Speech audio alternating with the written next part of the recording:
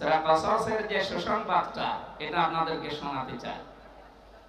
আল্লাহ পাক বলেন, নুরিদু আন নামুন্না আলাল্লাযীনা ইসতুযইফু ফিল আরদি ওয়া নাজআলাহুম আইম্মাতাও ওয়া নাজআলাহুমুল ওয়ারিসিন।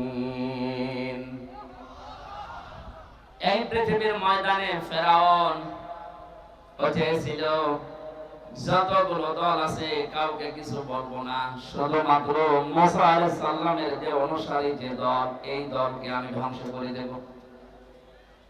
হাজার হাজার বছর আগে ফেরাউন বুঝতে পেরেছিল এদেশে যেহেতু দল বিদলে বহু মানুষ বিভক্ত হয়ে আছে, কোন দলের দ্বারা তার ক্ষতি হওয়ার সম্ভাবনা নেই। একটা দলের দ্বারা তার ক্ষতি হওয়া, তার রাজত্ব, তার সিয়ার চলে যাওয়ার সম্ভাবনা আছে, সেটা মুসা নবীর দল। এজন্য ওর বড় টার্গেট ছিল এই দলটাকে।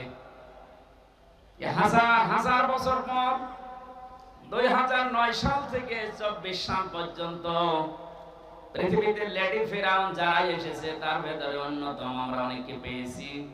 তারাও বুঝে ফেলেছে এদেশে হাজারো দল আছে, কারো দ্বারা সিয়ারের ক্ষতি হওয়ার সম্ভাবনা নেই।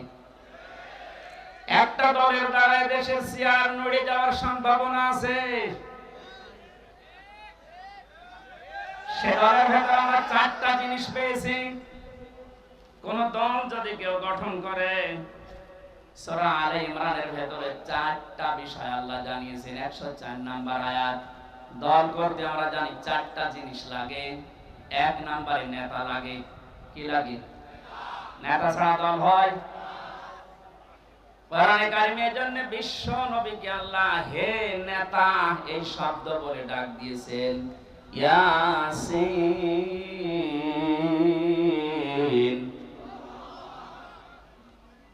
রাসূল মুফাসসিরিন আব্দুল্লাহ ইবনে আব্বাস রাদিয়াল্লাহু তাআলা আনহু তাফসীরে কাবিরের ভেতরে বর্ণনা পেয়েছি আমি।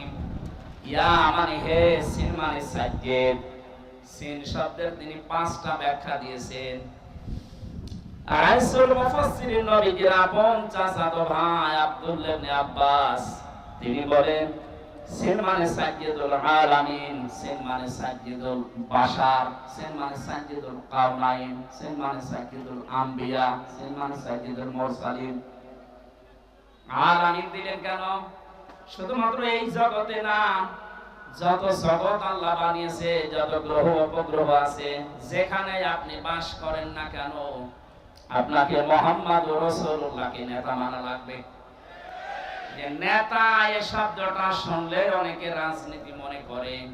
এটা শুধু রাজনীতি না, এটা আখিরাতের সাথে জড়িত বিষয়। কারণ মানুষকে মরণের উপরে আল্লাহ যখন বিচারের জন্য ডাকবেন, তখন একা ডাকবেন না, ডাকবেন নেতা সহ।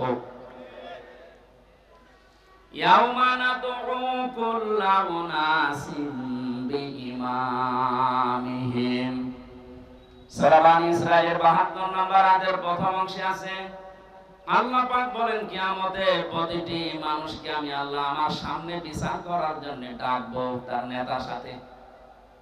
বগুড়াবাসী, আগে নেতা পেছনে কর্মী।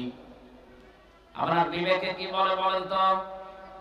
আপনি এই পৃথিবীতে যে নেতার আদর্শ মানেন, যার পেছনে স্লোগান দেন, ওই লোকটা যদি সামনে থাকে, আপনি যদি পেছনে থাকেন, ওর যা সরাত সিরাত, ওর যা চরিত্র আপনি তো সবই জানেন। আপনার কি মনে হচ্ছে আল্লাহ পাক যদি ওর সামনে দেখে, আপনাকে পেছনে দেখে, আপনার যা ভালো আছে আছে, ওর যা অবস্থা আল্লাহ মাফ করবে বলে মনে হয়? ওরে দেখে তো আল্লাহ রাগ হয়ে যাবে।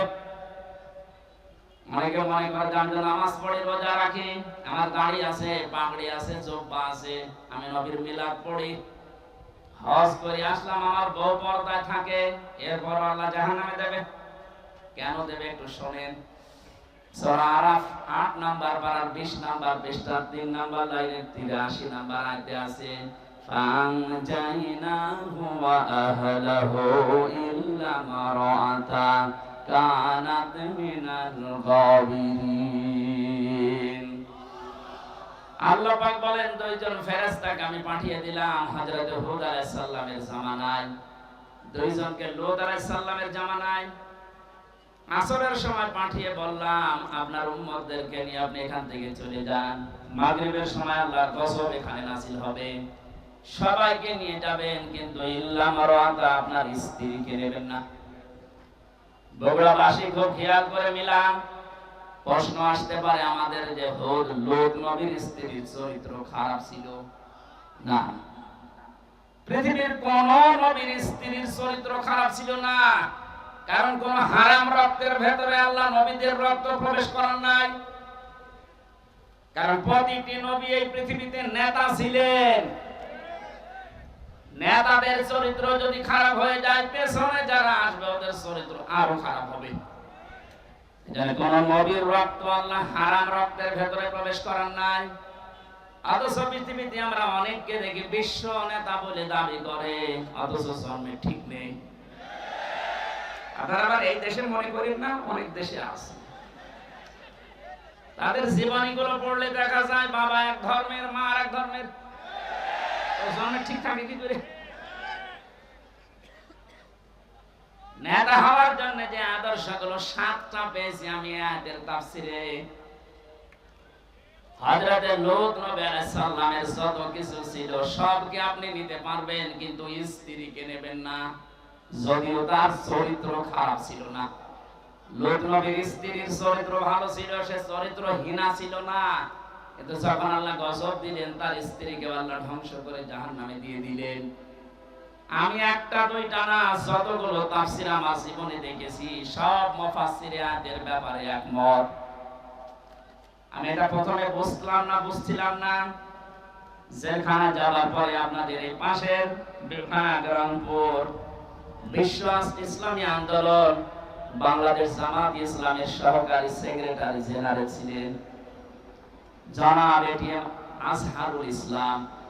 মাঝে মাঝে আমার কাছে বই পাঠাতেন।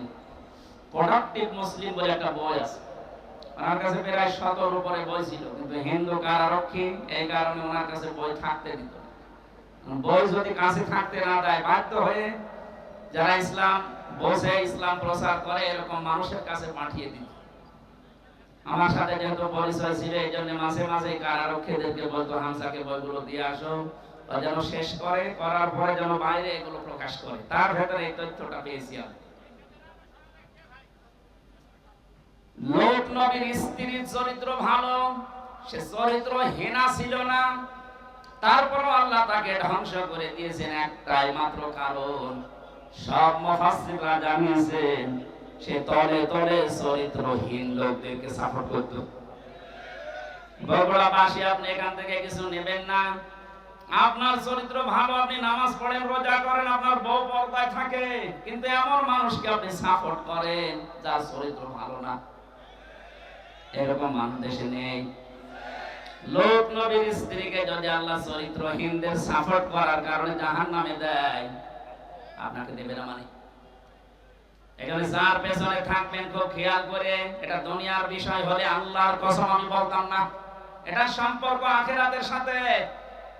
এই পৃথিবীর ময়দানে যার আদর্শ ঠিক নেই, নেতা ঠিক নেই, এ মারা যাওয়ার পরে কিতাবুল মুফরাদের ভেতরে হাদিস পেয়েছি, আলাদাবুল মুফরাদ, ও মরণের সঙ্গে সঙ্গে বিনা হিসাবে বিনা বিচারে জাহান্নামী।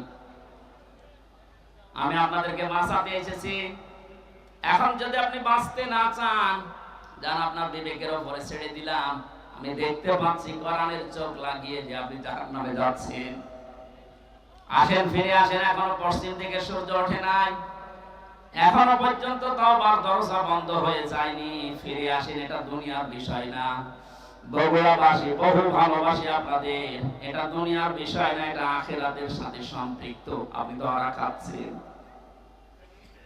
সাইয়্যিদুল বাশার আল্লাহ দিয়েছেন, সাইয়্যিদুল আলামিন দিয়েছেন।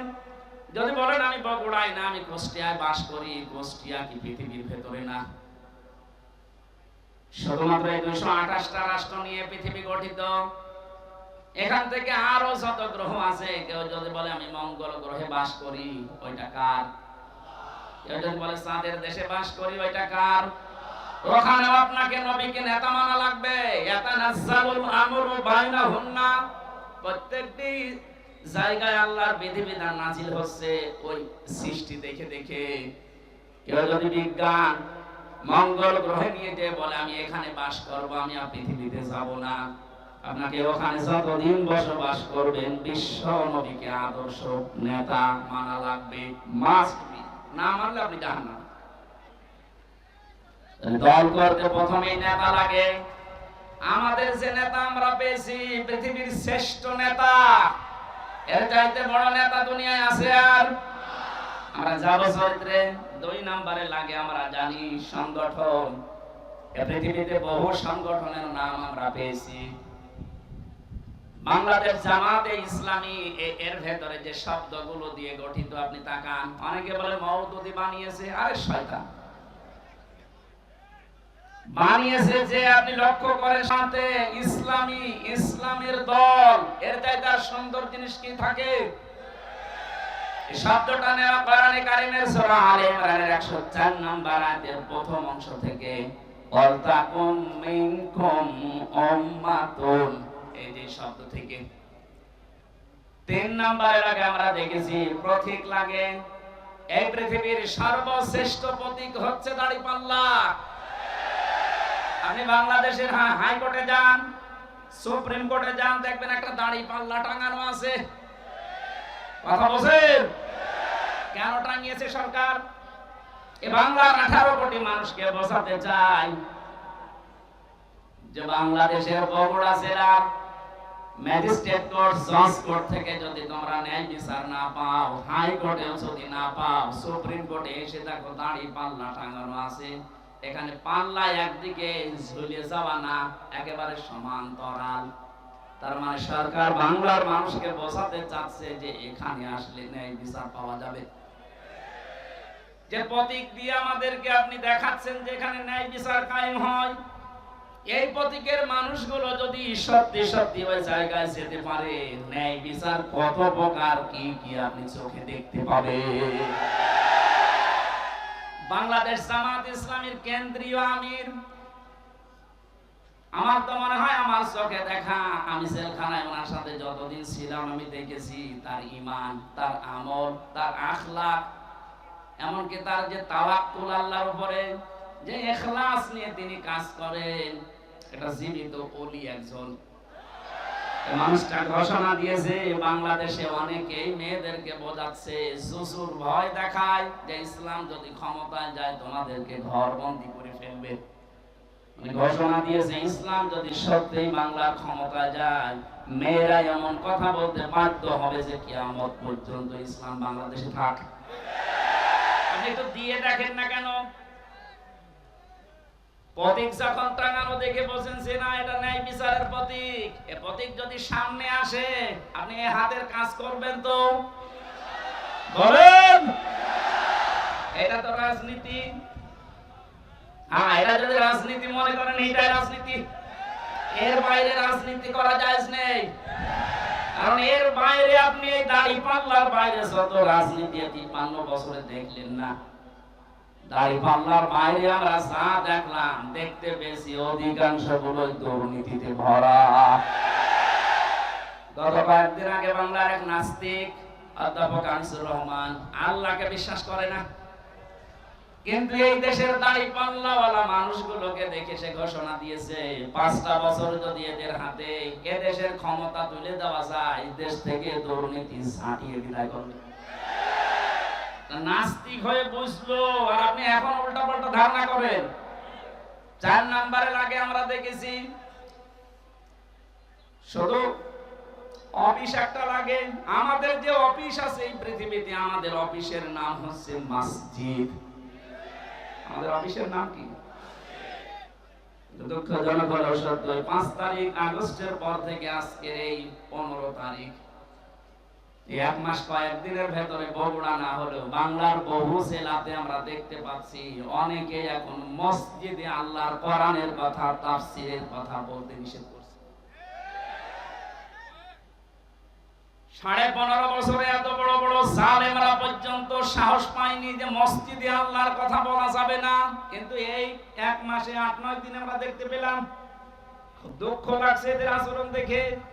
কারা এরা আমরা জানি না, কোরআনে কারীম আপনাদের সম্পর্কে জানিয়েছে ওমান আসলামু মিম্মান মানাআ মাসাজিদাল্লাহি আইয়ুযকারা ফিহা ইসমুহু ওয়াসমা ফি খারাবিহা ইলা আখির আয়াত।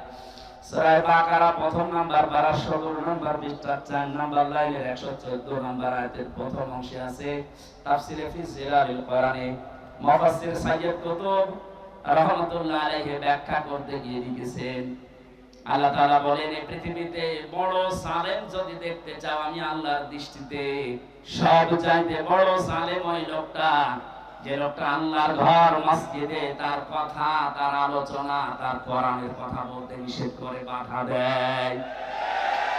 এরা বড় জালেম আমরা দেখতে পাচ্ছি বিদায় নিয়েছে। কিন্তু এখন যারা আছেন এই জুলুমের নিজেকে জড়িয়ে আপনি বড় জালেমের খাতায় যাবেন না। আল্লাহর ঘর মসজিদ এই দেশে পৃথিবীতে আল্লাহর বান্দা যারা দাবি করে তাদের জন্য এটা অফিস। কথা বলেন। দল করলে যেমন অফিসে যাওয়ার আগে আমরা এমন দল করি যে 5 বার আমাদের আল্লাহর অফিসে যাওয়াই লাগে, না গেলে আপনি আর ও দলে থাকতে পারবেন না। সুতরাং আমরা যেটা বোঝাতে চাচ্ছি নেতা এই শব্দটা শুধু দুনিয়ার সাথে যদি আপনি মনে করেন যে দুনিয়ার বিষয় নেতৃত্ব না, এটা আখিরাতের সাথে সম্পৃক্ত। আল্লাহ নিজে ডাক দিয়েছেন নবীকে, হে নেতা। এই শব্দ দুনিয়ার কাউকে আল্লাহ দেননি। সুতরাং আল্লাহর ঘোষণা দেওয়া নেতা দুনিয়ায় কয়জন বলেন? তাকে বাদ দিয়ে যদি অন্য কাউকে আপনি নেতা মানেন আপনি লিখে দিতে পারেন আপনি জাহান্নামী। সেই মহান নেতার আদর্শ শোনার জন্য সিরাতুন নবী দিয়েছেন। এই কিছুক্ষণ আগে দেখলাম মিলাদুন নবী পালন করার জন্য অনেকে মিছিল নিয়ে যাচ্ছে।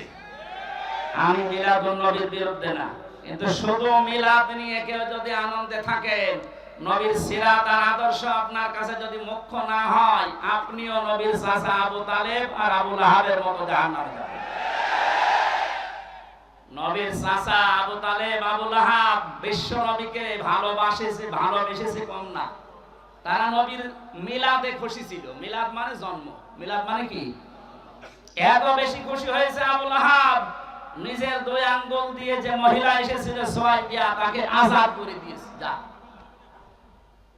আবু তালেবের জীবনী পড়েন, নিজের সন্তান আলীকে কাছে রাখতো না, ভাতিজা মুহাম্মদ রাসূলুল্লাহকে বুকে নিয়ে ঘুমাতো। এত বেশি ভালোবাসা দিয়েছিল এই 2 চাচা খালি নবীর জন্মে। কিন্তু নবীজি যখন বললেন ইয়া আম্মি আবি তালিব লা ইলাহা ইল্লাল্লাহ হাজ্জুল লাকা ইনদাল্লাহি ইয়াউমাল কিয়ামাহ রাহুল বুখারী।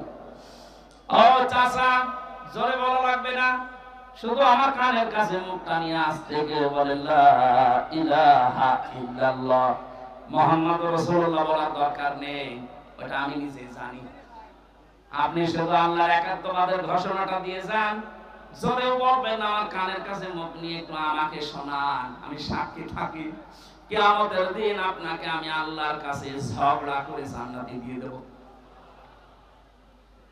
পাশে দাঁড়িয়েছিল আবু সেহেল আর আবু লাহাব। আবু সুফিয়ান ডাক দিয়ে বলে নেতা পড়বা, এতদিন বাপদাদার ধর্ম অনুসরণ করলে এখন ভাতিজারি নতুন ধর্ম অনুসরণ করে গ্রহণ করে কলঙ্কিত হবা।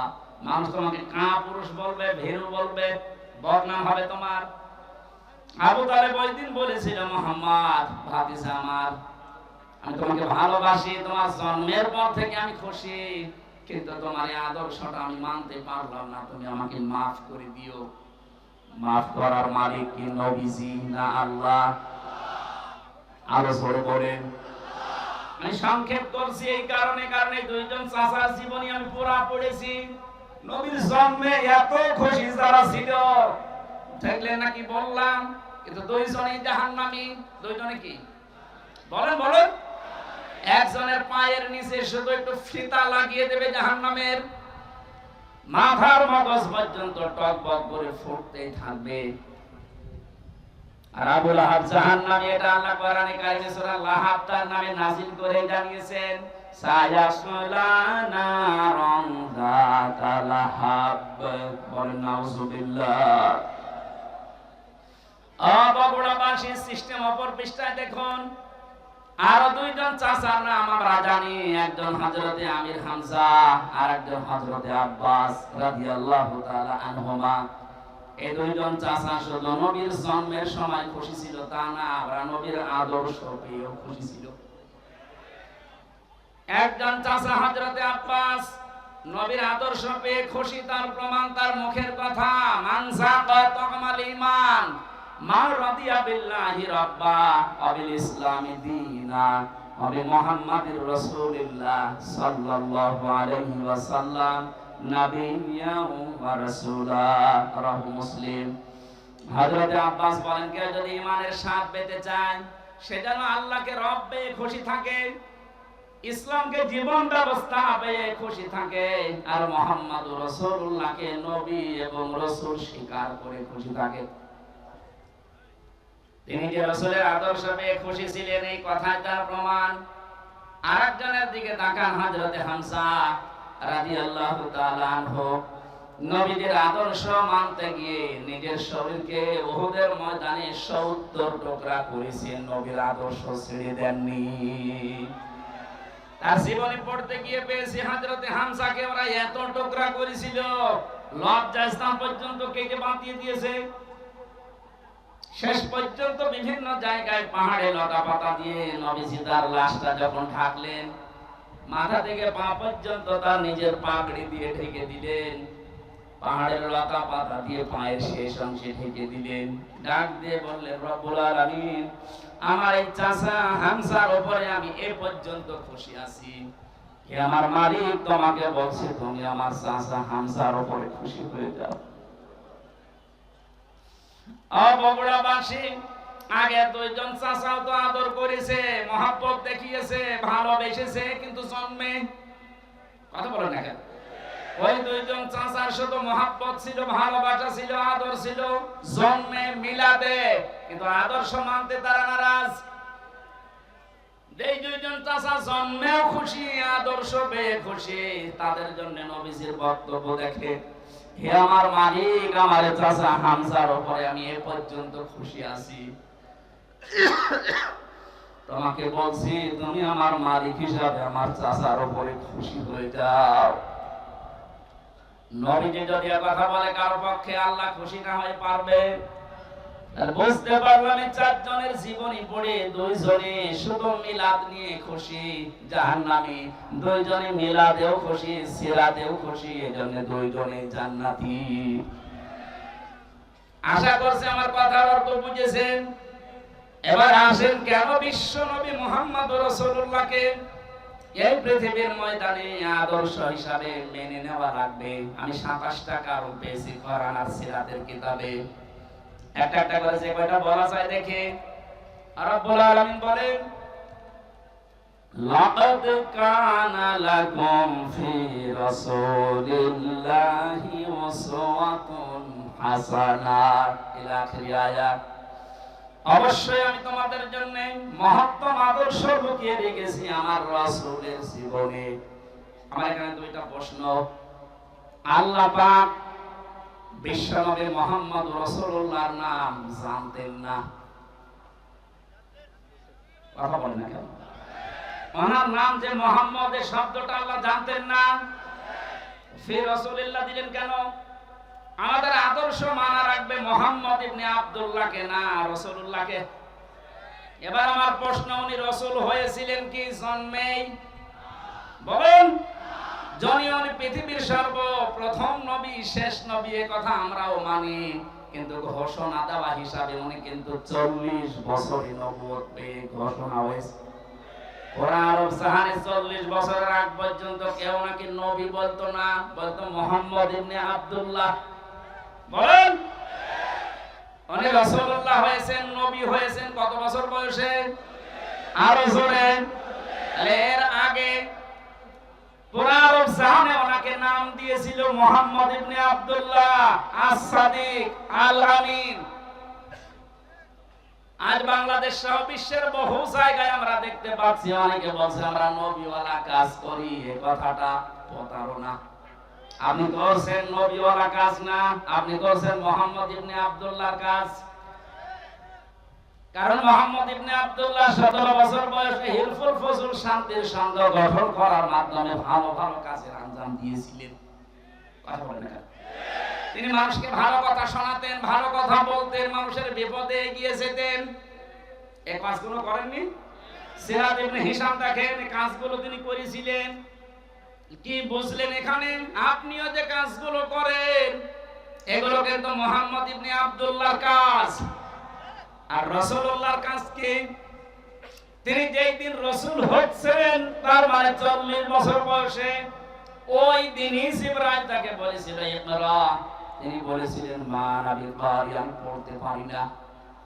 3 বার বলার পরও যখন বললেন আমি পড়বো না, পড়তে পারি না, এত জোরে চাপ দিয়েছিলেন, 4বার তিনি বললেন ইকরা বিসমি রাব্বিকাল্লাযী খালাক। নবীজি জিবরাইলের সঙ্গে সঙ্গে 5টা আয়াত পড়েছিলেন। প্রশ্ন আসতে পারে প্রথম 3 বার পড়লেন না কেন? জবাব হচ্ছে 3 বারই জিবরাইল শুধু ইকরা পড়েছিলেন, যে পড়ো পড়ো। নবীজি প্রশ্ন করলেন ভাই জিবরাইল আমি পড়বো কি? বারবার যে আমাকে পড়তে বলেন, আমি কি পড়বো? যখনই বলেছে বিসমি রাব্বিকা, রবের নামে পড়ো, তখন আমি আর থামি নাই, আরম্ভ করেছি। কিয়ামত পর্যন্ত আমার উম্মত যারা আসবে তাদেরকে শিক্ষা দিয়ে গেলাম, পড়াশোনা যদি করতে হয় রবের নামে পড়া লাগবে। এই 15.5 বছরে অনেক পড়া পরিবর্তন হয়েছে না হয়নি? ঢাকা বিশ্ববিদ্যালয় থেকে ইকরা বিসমি রাব্বিকাল্লাযী খালাক এই মনোগ্রাম বাদ দিয়েছে। কবি নজরুল ইসলাম কলেজ থেকে ইসলাম বাদ দিয়েছে। ইসলামী বিশ্ববিদ্যালয় কুষ্টিয়া রব্বি জিদনি ইলমা এইটাও বাদ দিয়েছে। যত জায়গায় যত কিছু বাদ হয়েছে 15.5 বছরে, নবীর উম্মতেরা এখন যেহেতু দায়িত্ব পাচ্ছে, আহ্বান জানাবো এগুলো সব যেন ফিরিয়ে নিয়ে আসা হয়। কারণ রব ছাড়া আমরা পড়তে চাই না। রবের নাম বাদ দিয়ে যে পড়া হয় ওটা পড়া না। এক কথা বুঝতেছে? এখন প্রশ্ন আসতে পারে তাহলে অন্যান্য দেশে তো উন্নতি করে, তারা কি রবের নামে পড়ে? উন্নতি হয়েছে কিন্তু অবনতিও আছে। আমি সিঙ্গাপুর, মালয়েশিয়া সহ কতগুলো দেশ ঘুরে আসলাম, ওদের যে চরিত্র আমি দেখে এসেছি। বাকি যে দেশগুলোর নাম বললাম না, ফ্রি সেক্সের দেশ, লেখাপড়া ওরা আমাদের সাথে কম করে নাই। রাস্তার ধারে দাঁড়িয়ে মা বাবার সামনে জেনা করছে, এ কি মানুষ না কুত্তা? হ্যাঁ বলেন। রবের নামে যদি আপনি পড়াতে পারতেন, এখানে মা বাবা আর বড় ভাই যারা আছেন দায়িত্বে, আমি আপনাকে গ্যারান্টি দিচ্ছি 3টা বছর আপনি কোরআনের শিক্ষা যেখানে দেওয়া হয়, এই তালিমুল কোরআন অথবা যে ক্যাডেট মাদ্রাসা চাই বলেন, এখান থেকে 3টা বছর পড়িয়ে নেন। বাকি ওকে ডাক্তার বানাবেন, ইঞ্জিনিয়ার বানাবেন। জনাব শাহাবুদ্দিন সাহেব ওনার ছেলেকে বানিয়েছে ইঞ্জিনিয়ার, আর একটা ইবনে সিনা। এইরকম আপনি তুলে দেন, কোনো অসুবিধা নেই। 3টা বছর কোরআনের শিক্ষা দিয়ে দেন, 2টা গ্যারান্টি আপনাকে আমি দিলাম, জীবনে এই ছেলে কোনোদিন নেশা করবে না। যদি শয়তানের ধাক্কায় পড়ে কোনোদিন করেও ফিরে আসবে, কারণ নূর আছে ভেতরে। 2 নম্বরে জীবনেও কোনোদিন আপনাকে বৃদ্ধাশ্রমে দেবে না। আশা করছি আপনি কাজে লাগাবেন। নবী মুহাম্মদুর রাসূলুল্লাহ বললেন জিবরাইল পড়তে বললে কি পড়বো? সে বলেছে রবের নাম ধরে পড়া আরম্ভ করেছেন। আজকে আমাদের এই দেশে শুরু হবে সিরাতুন নবীর আসর, যে আমরা রব ছাড়া অন্যের নামে পড়তে চাই না। অনেকে বাবার নামে পড়া আরম্ভ করেছিল। কিসের বাবা? আমরা পড়তে চাই কার নামে? বলেন। ফিরে আসলেন ওখান থেকে, ডাক দিয়ে বললেন জাম্মিলুনি জাম্মিলুনি ইয়া খাদিজা, আমি ভয় পেয়েছি, আমাকে জড়িয়ে দাও কম্বল দিয়ে। হযরতে খাদিজা বলেছিলেন স্বামী আল্লাহি কাল্লা, 2 বার কসম দিলেন, আল্লাহি আল্লাহর কসম, কাল্লা কখনো না, লা ইখজিকাল্লাহু আবাদান। এতটুকু শব্দের ভেতরে খাদিজা 3 বার আল্লাহর নাম বলেছেন, অথচ তিনি তখন মুসলমান হননি। একটা অমুসলিম কসম দেওয়ার সময় একটা বাক্যে 3 বার আল্লাহর নামের ঘোষণা দেয়। আর দেশে হাজারো মুসলমান আমরা দেখি কসম দেওয়ার সময় কসম দিয়েছে বাবার নামে। তার জীবিত বাবা হলে হয় কবে মরে গেছে সে বাবার নামে। এখান থেকে একটা মাসলা বের হয়, কসম দেওয়ার জন্য আল্লাহ বাদে কারো নামে কসম দেওয়া জায়েজ নেই, হারাম। সুতরাং আল্লাহ বাদে কারো নামে আর কসম দেবেন বলেন। বিশ্বনবী এসে 5টা কথা শুনলেন খাদিজার কাছে। প্রথম নাম্বারে বলেছিলেন, স্বামী আমার ভয় পাবেন না, আল্লাহ কখনো আপনাকে অপমান অপদস্থ ভয় দেখাতে পারে না, কারণ আপনি আত্মীয়তার সম্পর্ক ঠিক রাখেন। ও বাংলার মুসলমানেরা, যারা রক্তের সম্পর্কগুলো ঠিক রাখে, আত্মীয়তার সম্পর্কগুলো জুড়ে রাখে, তাদেরকে আল্লাহ পাক নির্ভয় করে দেয়। পৃথিবীর কেউ তাদেরকে ভয় দেখাতে পারে না। আর আমরা দেখি এগুলো যারা ঠিক রাখে না, তাদের মনের ভেতরে হাজারো অজানা ভয়। জেলে যাওয়ার আগে একবার মাহফিল থেকে আসার সময় এক পুলিশ গাড়ি থামিয়ে আমার বছর হুজুর বুকে ফু দিয়ে দেন। কেন? দায়িত্ব পালন করতে গিয়ে দেখি হঠাৎ তাল গাছের ভেতরে কি যেন নড়ে উঠলো। আমি ভয় পেয়েছি। তুই তো ভয় পাবি, কারণ মানুষকে ঠেকায় আর মানুষের অধিকার নষ্ট করে, হক নষ্ট করে, উল্টা পাল্টা টাকা কামাই করে। যারা মানুষের অধিকার নষ্ট করে না, হক নষ্ট করে না, রক্তের সম্পর্ক ঠিক রাখে, তাদের ভেতর থেকে আল্লাহ অজানা ভয়গুলো দূর করে দেয়।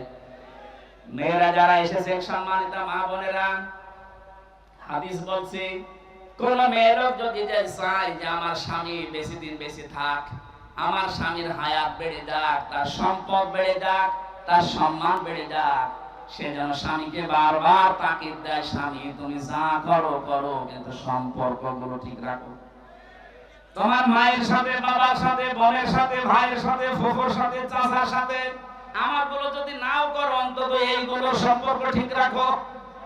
কিন্তু 100টার 98টা পরিবারে আজ বাংলাদেশে বউর কারণে আমরা এই রক্তের সম্পর্কগুলো ঠিক রাখতে পারি না। কারা কারা পারছেন না হাত তোলেন তো।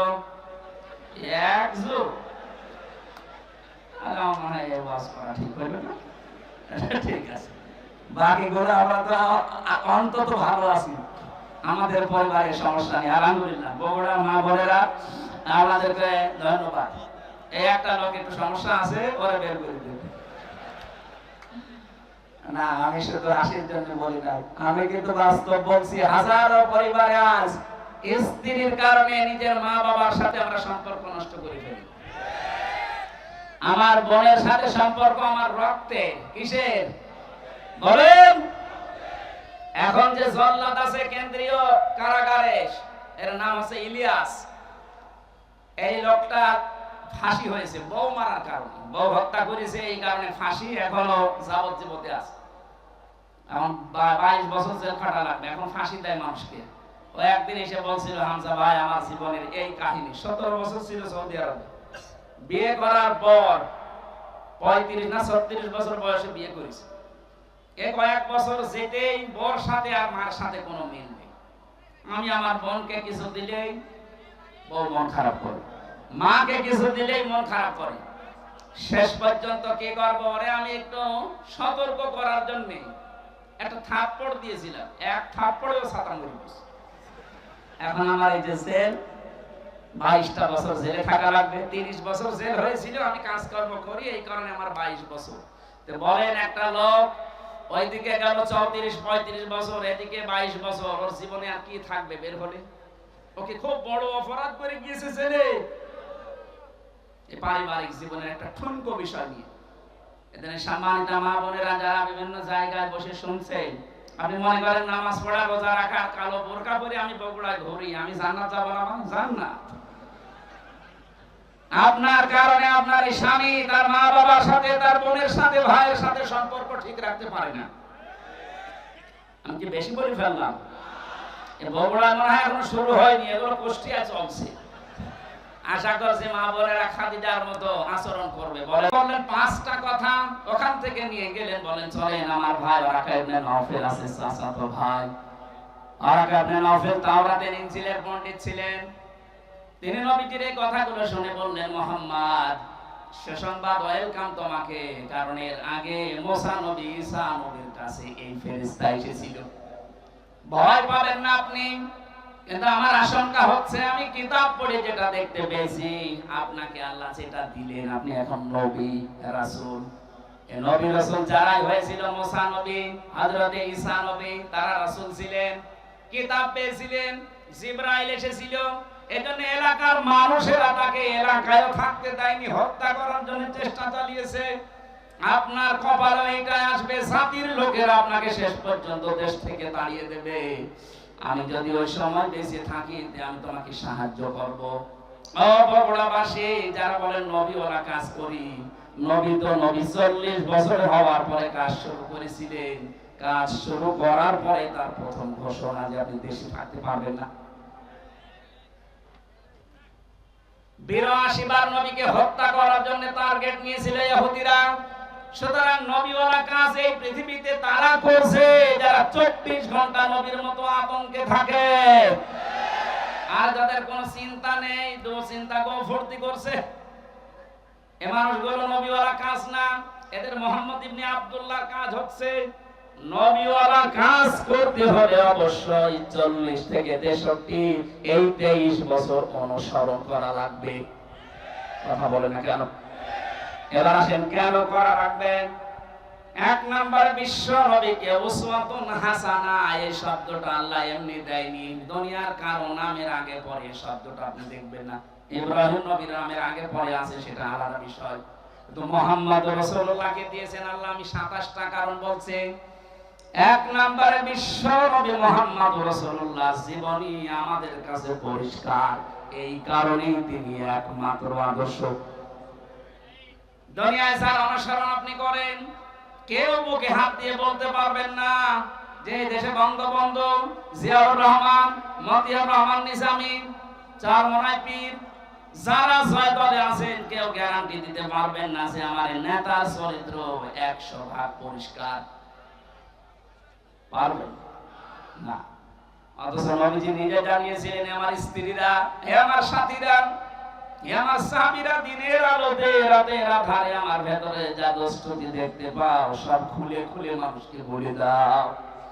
এটা বলার মতো মানুষের পৃথিবীতে আমরা কাউকে পাইনি। কারো জীবনী আমাদের কাছে পরিষ্কারও না, কারণ সে ছোটবেলায় কি করেছে, কার মুরগি চুরি করেছে, কার কাঁঠাল চুরি করেছে আমরা জানি না। কথা বলে না কেন? অথচ তার 63 বছরের জীবনে আপনি একটা কলম লাগাবেন, সে জায়গাও পাবেন না। কি সুন্দর কথা আল্লাহ তার নামে দিয়েছেন, খুলুকিন আযীম। আযীম শব্দটা বিশাল শব্দ। আল্লাহ বলেন এই নামটা আমি শুধু মুহাম্মদুর রাসূলুল্লাহর চরিত্রে ব্যবহার করেছি। ইসমাঈল নবীকে আমি একটা নাম দিয়েছিলাম, আমার নাম গোলামিন হালিম, আমার সহনশীল বান্দা। ইসহাক নবীকে আমি একটা নাম দিয়েছিলাম গোলামিন আলিম, আমার জ্ঞানী বান্দা।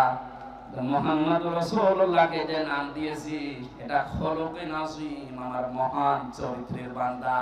কিয়ামত পর্যন্ত মানুষ কোন কিনারা পাবে না এর আদর্শ অনুসরণ করে। জোরে বলেন আল্লাহু আকবার। আমি যে কথাটা এই পর্যন্ত নিয়ে আসতে চাই, দুনিয়ায় কারো জীবনী আমাদের কাছে যেহেতু পরিষ্কার না, পরিচ্ছন্ন না, এজন্য একমাত্র আদর্শ আমরা কাউকে মানি না। আমরা মানি মাত্র মুহাম্মাদুর রাসূলুল্লাহ সাল্লাল্লাহু আলাইহি ওয়াসাল্লামকে। দ্বিতীয় নম্বরে আমি পেয়েছি, বিশ্ব আমাদের একমাত্র আদর্শ হওয়ার কারণে পৃথিবীর যত সম্পদ আল্লাহ দিয়েছেন, তিনি ছিলেন শ্রেষ্ঠ সম্পদ। কি ছিলেন? সূরা ইউনূসের 58 নম্বর আয়াতে আল্লাহ তাআলা ঘোষণা দিয়েছেন, এই পৃথিবীতে যত নিয়ামত আমি তোমাদের জন্য দিয়েছি, সর্বোত্তম সর্বশ্রেষ্ঠ সম্পদের নাম হচ্ছে মুহাম্মদ রাসূলুল্লাহ। ফাবিযালিকা ফালিয়াফরাহু হুয়া খায়রুম মিম্মা ইয়াজমাউন। সুতরাং তোমরা যদি আনন্দ করতে চাও কারো আদর্শ পেয়ে, মুহাম্মদুর রাসূলুল্লাহর আদর্শ পেয়ে আনন্দ করো। দুনিয়ার শ্রেষ্ঠ সম্পদ এটা। জোরে বলুন আল্লাহু আকবার। 3 নম্বরে বেশি তিনি গোটা পৃথিবীর জন্য ছিলেন রহমত। যেখানে গিয়েছেন সেই জায়গা রহমতে ভরে গেছে। ওমা আরসালনাকা ইল্লা রাহমাতাল লিল আলামিন। আর রাহিকুল মাকতুবের ভেতরে আয়াতের ব্যাখ্যা পড়তে গিয়ে আমি পেয়েছি খাদিজাতুল কুবরা হযরত হালিমাতুস সাদিয়া বলেন, আমি যেখান থেকে কোলে নিয়েছি ওই জায়গা থেকে 6টা বছর আমি তাকে লালন পালন করেছি। কোনদিন অভাব কারে বলে আমি চোখে দেখি নাই। জোরে বলেন সুবহানাল্লাহ। 4 নম্বরে তিনি আমাদের আদর্শ। এটাই আমার আসল পয়েন্ট। এই পৃথিবীতে একজন মানুষকে শুধু অনুসরণ করলে, অনুকরণ করলে জীবনের গুনাহ মাফ হয়ে যায়। তিনি মুহাম্মাদুর। পৃথিবীর কোন মানুষকে অনুসরণ করলে জীবনের গুনাহ মাফ হয় আমি কোরআনে পাইনি। শুধু একটা মানুষ, কুল ইন কুনতুম তুহিব্বুনাল্লাহা ফাত্তাবিউনি ইউহিব্বুকুমুল্লাহ ওয়া ইয়াগফির লাকুম যুনুবাকুম আল্লাহু গফুরুর রহিম। 5 নম্বরে পেয়েছি তিনি আমাদের জন্য আলো বা লাইট। আলো লাইট নিয়ে মানুষ যেমন চলতে ফিরতে সহজ হয়, বিশ্ব নবীর আদর্শ কারো কাছে থাকলে তার জীবন চলা আমার আল্লাহ সহজ করে দেয়। قد جاءكم من الله نور وكتاب مبين বলেন আল্লাহু আকবার। 6 নম্বরে পেয়েছি তিনি শুধুমাত্র আমাদের নেতা না, আদর্শ না, তিনি রাসূলদের নবীদের নেতা ছিলেন। আল্লাহ সূরা ইয়াসিনের ভেতরে দিয়েছেন ইন্নাকা লামিনাল মুরসালিন। জোরে বলেন আল্লাহু আকবার। 7 নম্বরে তিনি উন্নত চরিত্রের অধিকারী ছিলেন পৃথিবীতে। 8 নম্বরে তার বক্ষ ছিল উন্মুক্ত। নবীর উম্মত বলে আজ আমরা তারা দাবি করছি, অনেকের মন সংকীর্ণ। এটা একটু ভালো করে শুনুন। আল্লাহ বলেন আলাম নাশরাহ লাকা সাদরাক। হে নবী, আপনার সিনাকে আমি উন্মুক্ত করে দেইনি, আপনার বুককে প্রসারিত করি নাই। বাংলাদেশের এখন যে অবস্থা, এখন এই আয়াতটা মেনে নেওয়া আমাদের 100% দরকার। আজ আমাদের অনেকের মন সংকীর্ণ, ন্যারো মাইন্ডের আমরা না। বুক উন্মুক্ত করা লাগবে, প্রশস্ত করা লাগবে বুককে মুহাম্মদুর রাসূলুল্লাহর মতো। এই কথা বলেন না কেন?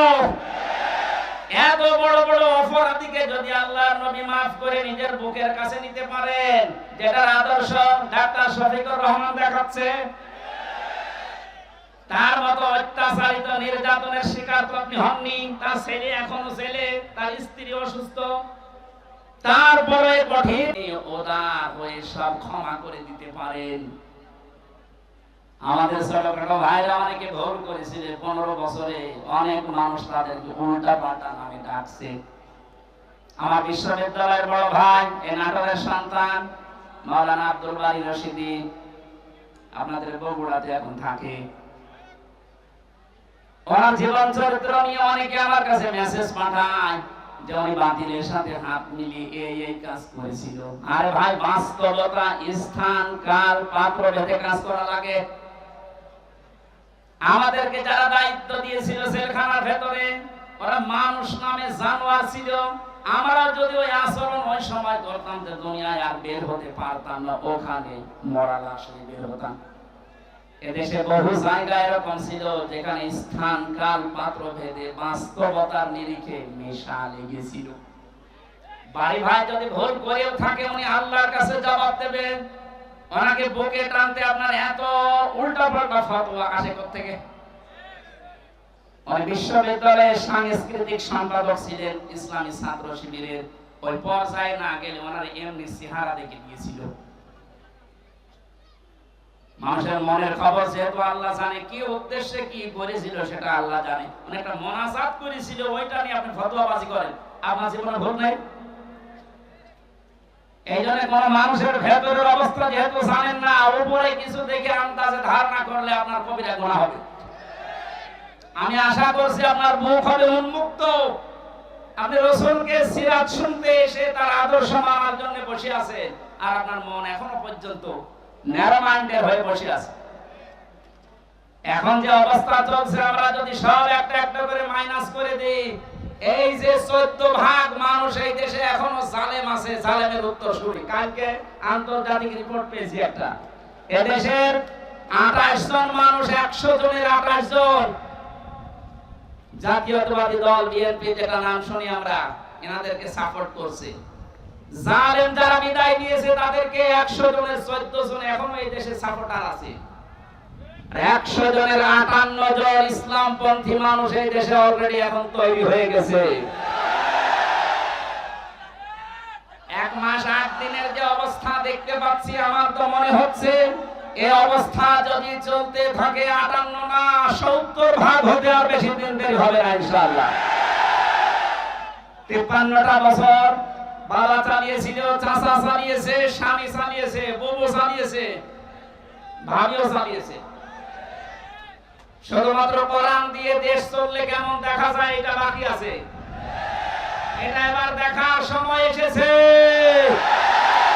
এটা দেখতে চান না যে এটা দিয়ে বাংলাদেশ চলুক? কারা কারা চান দেখে?